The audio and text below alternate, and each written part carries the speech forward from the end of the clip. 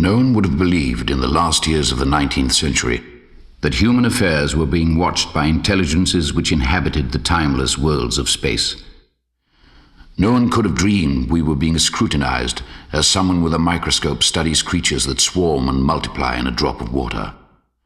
Few men even considered the possibility of life on other planets, and yet, across the gulf of space, minds immeasurably superior to ours regarded this Earth with envious eyes, and slowly and surely they drew their plans against us.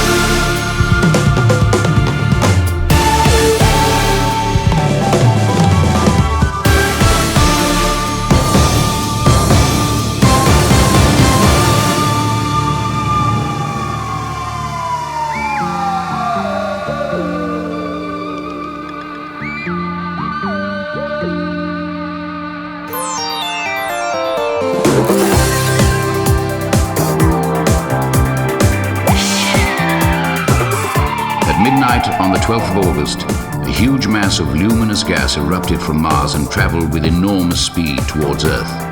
I made contact with Ogilvy, the astronomer, and we hurried to his observatory. Across 14 million miles of void, Invisibly hurtling towards us came the first of the missiles that were to bring so much calamity to Earth. As we watched, there was another jet of gas. It was another missile starting on its way.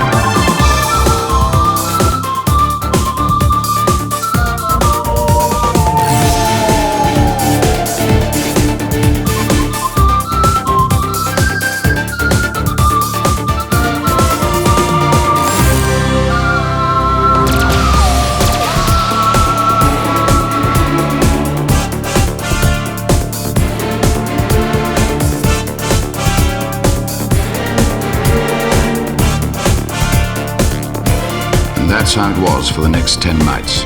We saw, through the powerful telescope, a flare spurting out from Mars. Bright green, drawing a green mist behind it. A beautiful, but somehow disturbing sight. Ogilvy assured me we were in no danger, that meteorites might be falling in a shower upon Earth, or perhaps a huge volcanic explosion was in progress. But he was convinced there could be no living thing on that remote, forbidding planet. The chances of anything coming from Mars are 1,000,000 to 1, he said. Chances of anything coming from Mars are 1,000,000 to 1, but still they come. Then came the night the first missile approached Earth. Hundreds saw it, but thought it was an ordinary falling star. Some say it traveled with a hissing sound, some that it landed with a green flash.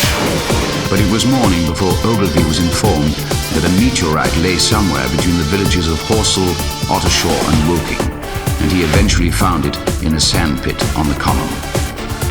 An enormous hole had been made by the impact, and sand and gravel had been flung violently in every direction, forming heaps visible 1.5 miles away. The uncovered part of the projectile had the appearance of a huge cylinder with a diameter of about 30 yards, and there were faint sounds of movement from within. Suddenly, a lump of ashy incrustation fell off the circular top as it began moving, rotating, unscrewing. Ogilvy was convinced there was a man inside trying to escape, and he rushed to the cylinder, but the intense heat stopped him before he could burn himself on the still, glowing metal. People began to draw near, and he told them about the person in the cylinder. Everyone listened carefully for sounds from within, but since they had apparently ceased, no one would believe his tale. Then Henderson, the London journalist, arrived. He was eager to be first with the tidings of whatever was trapped in there, and he rapped sharply on the cylinder with a stick. This evoked no response, but served to increase Ogilvy's anxiety, and after conferring, the two men hurried away to Woking to fetch help. The chances of anything coming from Mars are 1,000,000 to 1, he said. The chances of anything coming from Mars are 1,000,000 to 1, but still they come. Of anything coming from Mars are 1,000,000 to 1, he said. Chances of anything coming from Mars are 1,000,000 to 1, but still.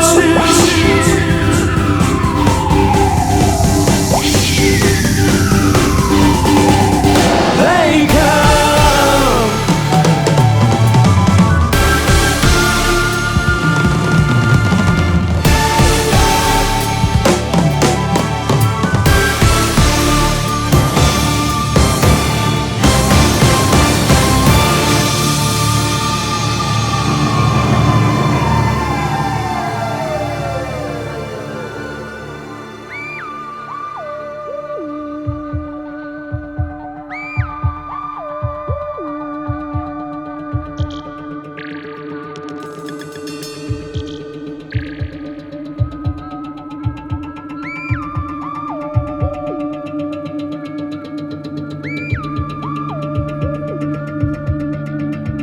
It seems totally incredible to me now that everyone spent that evening as though it were just like any other.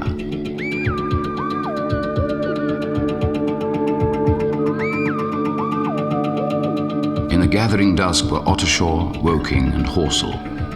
Lights were on in the upper windows of the houses as all their hundreds of people were contentedly going to bed. From the railway station came the sound of shunting trains, ringing and rumbling, softened almost into melody by the distance. The red and green and yellow signal lights hung in a framework against the sky.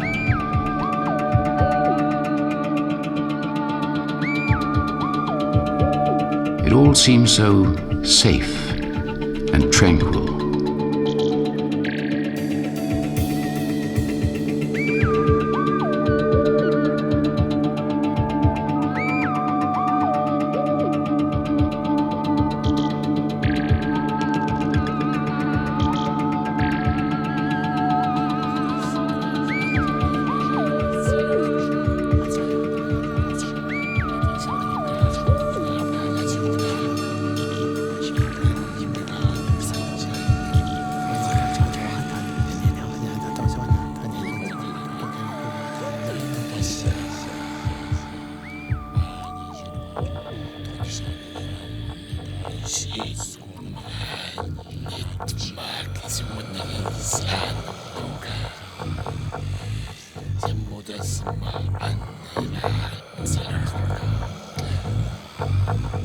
Samudra